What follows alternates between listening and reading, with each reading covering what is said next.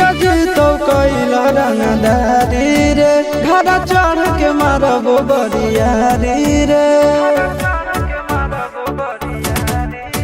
छुटा जी तो कैला रंगदारी रे घर चढ़ के मारबो बरियारी रे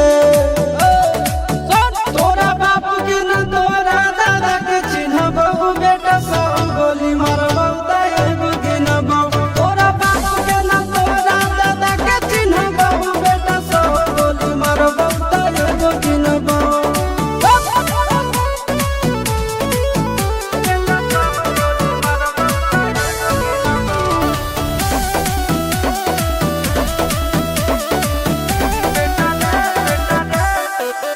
बेटा रे काटा से ठोक देबो चिमनी के भाटा में झोंक देबो देखबो कवन बाप बचैतौ तोरा प्रशासन के गाड़ी भी रोक देबो बेटा जी सुनो बेटा रे काटा से ठोक देबो चिमनी के भाटा में झोंक देबो देखबो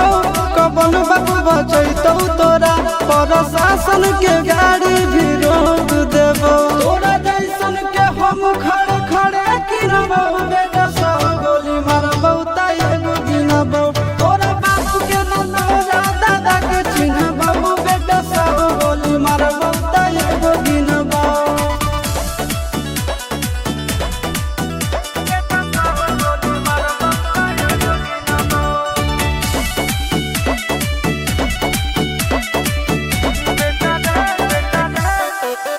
बेटा रे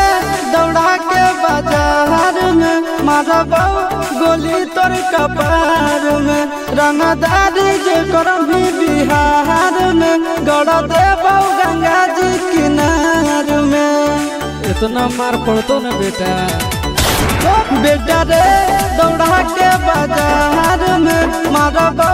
गोली तोर कपार में रंगदारी जे करम भी बिहार में गड़ देबो गंगा जी किनार में कहो चिंटू आशीष के कारण सुनबो बेटा सब गोली मारबो ताएगो गिनबो तोरा बाप के न तोरा दादा के चिन्हबो बेटा सब गोली मारबो ताएगो गिनबो